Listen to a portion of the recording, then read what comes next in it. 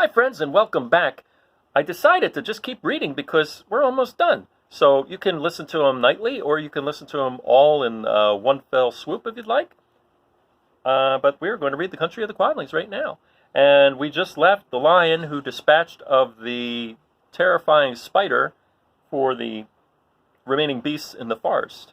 Other lions didn't have such luck, but our lion has lots of courage and is quite brave. So good for you, lion. No longer a coward.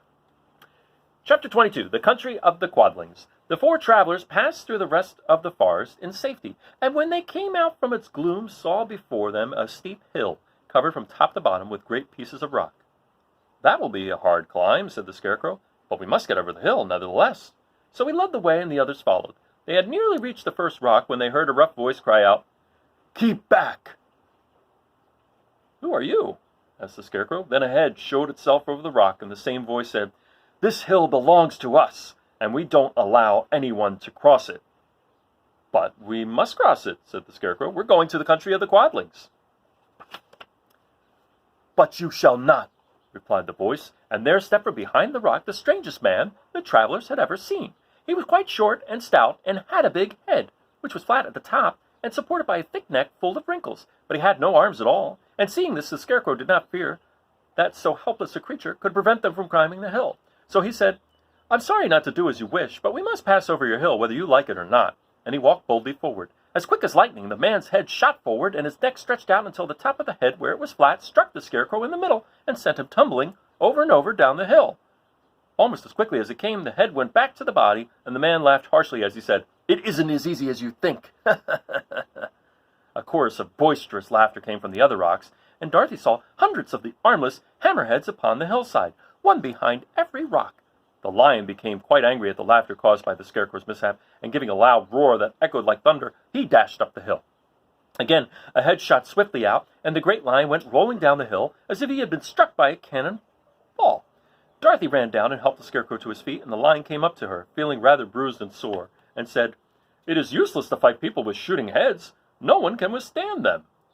"What can we do then?" she asked. "Call the winged monkeys," suggested the Tin Woodman. "You have still the right to command them once more." "Very well," she answered, and putting on the golden cap, she uttered the magic words. The monkeys were as prompt as ever, and in a few moments the entire band stood before her. "What are your commands?" inquired the King of the Monkeys, bowing low. "Carry us over the hill to the country of the Quadlings," answered the girl. "It shall be done," said the king, and at once the winged monkeys caught the four travelers and Toto up in their arms and flew away with them. As they passed over the hill, the hammerheads yelled with vexation and shot their heads high in the air, but they could not reach the winged monkeys, which carried Dorothy and her comrades safely over the hill and set them down in the beautiful country of the Quadlings. "This is the last time you can summon us," said the leader to Dorothy, "so goodbye, and good luck to you." "Goodbye, and thank you very much," returned the girl, and the monkeys rose into the air and were out of sight in a twinkling. The country of the Quadlings seemed rich and happy. There was field upon field of ripening grain, with well-paved roads running between, and pretty rippling brooks with strong bridges across them. The fences and houses and bridges were all painted bright red, just as they had been painted yellow in the country of the Winkies and blue in the country of the Munchkins. The Quadlings themselves, who were short and fat and looked chubby and good-natured, were dressed all in red, which showed bright against the green grass and the yellowing grain. The monkeys had set them down near a farmhouse, and the four travelers walked up to it and knocked at the door. It was opened by the farmer's wife, and when Dorothy asked for something to eat, the woman gave them all a good dinner with 3 kinds of cake and 4 kinds of cookies, and a bowl of milk for Toto. "How far is it to the castle of Glinda?" asked the child. "It is not a great way," answered the farmer's wife. "Take the road to the south, and you will soon reach it." Thanking the good woman, they started afresh and walked by the fields and across the pretty bridges until they saw before them a very beautiful castle. Before the gates were 3 young girls, dressed in handsome red uniforms trimmed with gold braid. As Dorothy approached, one of them said to her, "Why have you come to the south country?" "To see the good witch who rules here," she answered. "Will you take me to her?" "Let me have your name, and I will ask Glinda if she will receive you." They told her who they were, and the girl soldier went into the castle. After a few moments, she came back to say that Dorothy and the others were to be admitted at once. And that ends chapter 22.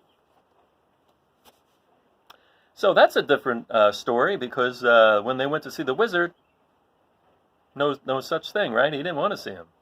Eventually he relented, but initially he said no way. So I think this is a good sign, especially since there's only 2 more chapters. Can you believe it?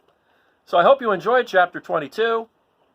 I'll see you next time with The Wizard of Oz.